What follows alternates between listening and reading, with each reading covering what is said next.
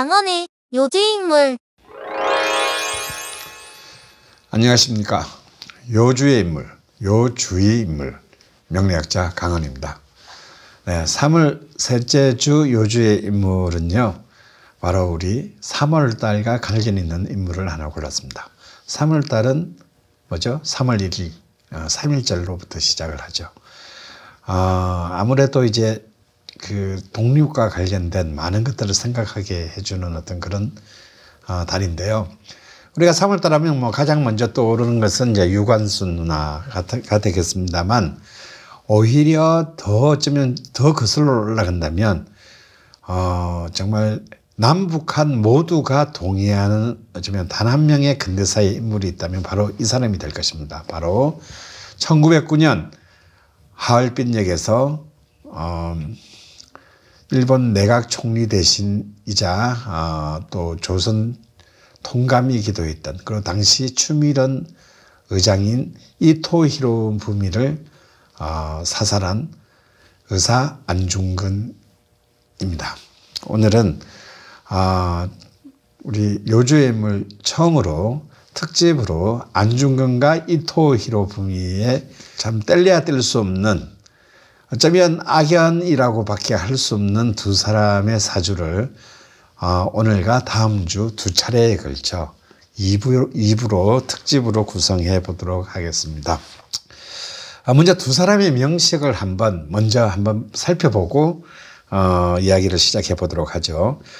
네, 안중근은 기묘년 임신월 무자일 무오시생입니다. 그리고 이토 히로부미는 신축년 무술월 개축일 기미시생입니다. 명식을 봐도 굉장히 참 좀 무시무시함이 느껴지죠. 근데 양쪽 명식에 공통점이 있습니다. 다 황토색, 토의 기운이 좀 많죠. 특히 이토 히로부미는요, 8글자 중에서 6개의 글자가 모두 토로 이루어진 굉장히 어떤 하나의 오행으로 쏠려 있는 아주 독특한 명식이다라고 할 수 있겠습니다. 이토 히로부미는 1841년생이고, 그리고 안중근은 1879년생이니까 두 사람의 나이 차는 거의 38살 정도 나니까 굉장히 큰 차이죠. 그런데 이 두 사람의 악연은 그냥 단순히 죽고 죽이고를 떠나서요, 참 재미있는 악연이 있는데요. 바로 안중근의 음력 생일이 이토 히로부미의 생일입니다. 그리고 안중근이 이토 히로부미를 저격한 바로 그때가 1909년 10월 26일인데요. 그로부터 딱 70년 뒤인 1979년 10월 26일 날에는 당시 중앙정보부장이었던 김재규가 대통령 박정희를 저격한 날이기도 합니다. 하여튼 뭔가 아주 복잡하게 얽히고 얽힌 인연임에는 분명한데요. 안중근은 32살에 짧은 인생을 마쳤지만요, 그의 사후에 널리 알려진 것처럼 그런 단순히 이토 히로부미 한 사람을 죽인 것이 아니라 그것은 자신의 조국의 독립과 더 나아가 동양 삼국의 평화를 위해 쏘았다라는 이른바 동양 평화론자이기도 했습니다. 그 당시 19세기 말 20세기 초는 전 세계적으로 제국주의적인 어떤 그런 수탈 경쟁이 심화되던 그런 때였고, 전 세계의 대다수의 약소 민족들이 바로 그런 강대국들의 먹잇감으로 전락하고 있었던 그런 시대였습니다. 그렇기 때문에 그런 단순히 어떤 자기 민족의 원수로 생각되는 사람에 대한 테러를 감행한 것이 아니라 전 세계 그런 어떤 제국주의적인 어떤 약탈에 대한 거대한 평화라는 이름의 경종을 울렸다라고 할 수 있습니다. 실제로 그가 이토 히로부미를 암살했다라는 어떤 그런 그 소식이 전 세계에 알려지자마자 일본뿐만 아니라 영국, 프랑스, 미국에서도 그의 변호를 자처하는 변호인 변호인들이 속출했다고 해요. 물론 이제 그들은 이제 받아들이지 않았고 재판은 일종의 그 관제 변호사인 일본인 변호사에 의해서만 진행되게 됩니다. 그런데요, 놀라운 것은 바로 그런 관선 변호인인 일본인 변호사 미즈노 키지타로라는 사람인데요. 이 미즈노 키지타로가 그 안중근을 변호하는 과정에서 안중근에게 굉장히 매료됩니다.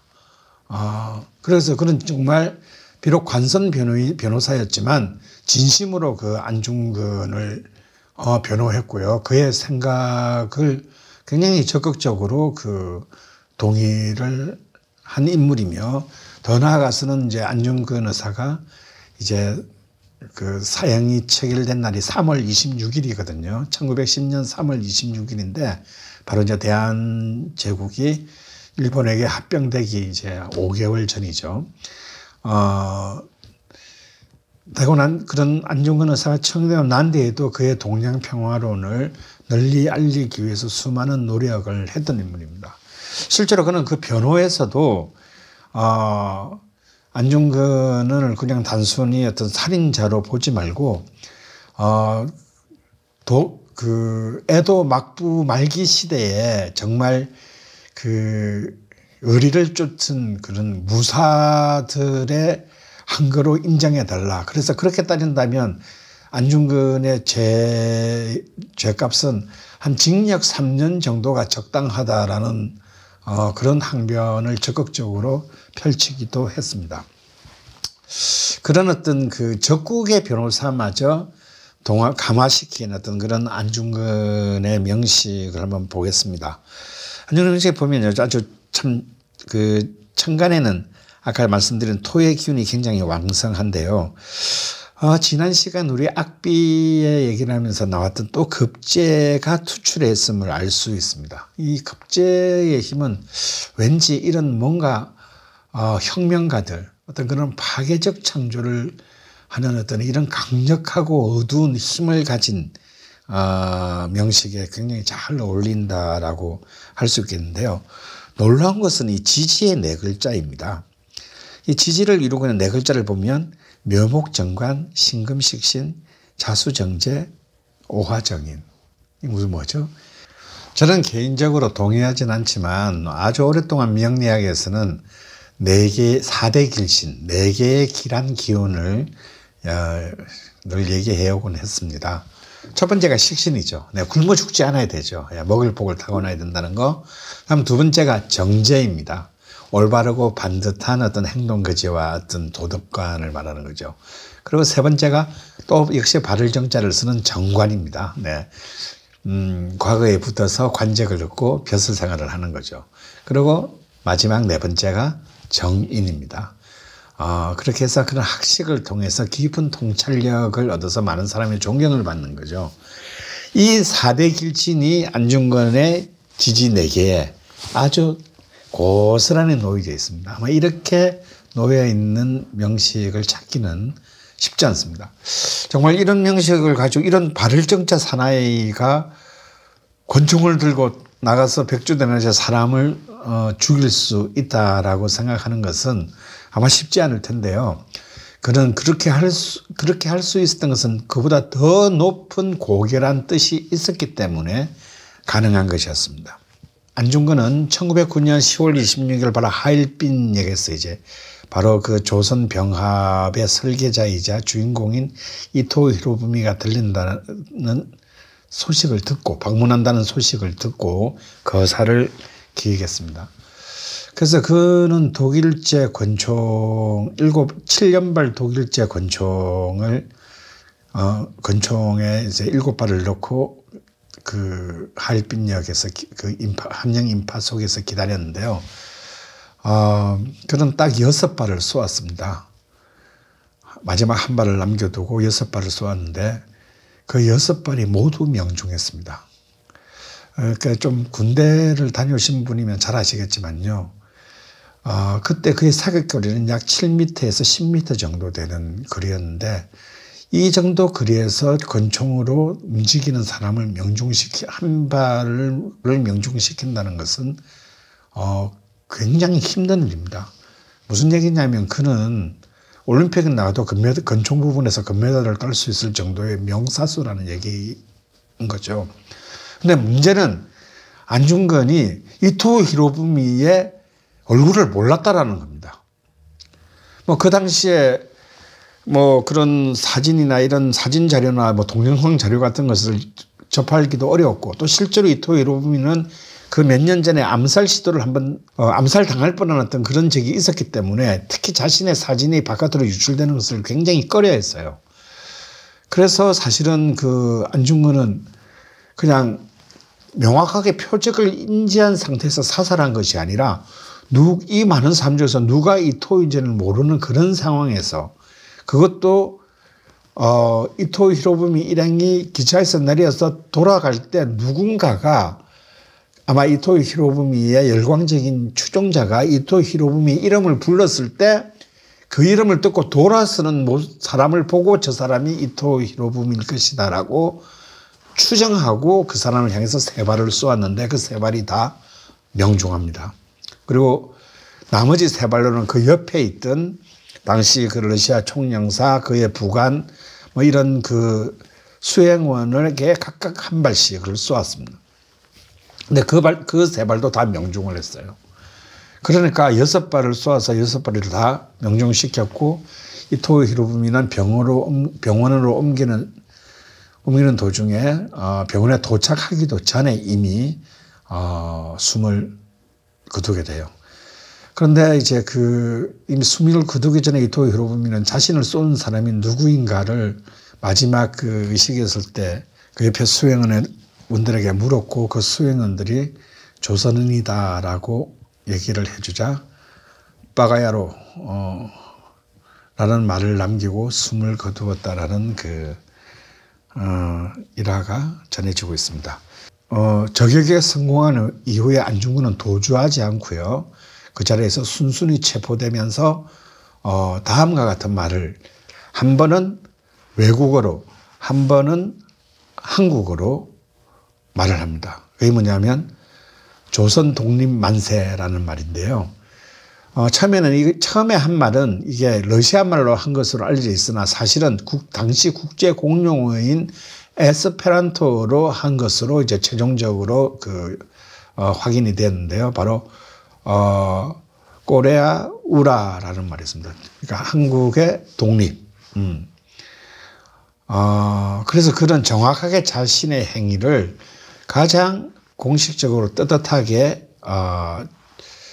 공개적인 자리에서 저격 이후에 밝혔고, 그 이후에 루이슨 그 법정에서 진행된 어떤 그런 공판에 있어서도 그는 자신은 대한의군 3중장이며 다시 말해서 군인이며 나는 교전 중에 적군을 쏘았기 때문에 어떤 한 사람을 테러나 암살을 개인적인 원한으로 사살을 한 것이 아니라는 것을 명확히 밝히기도 했었죠.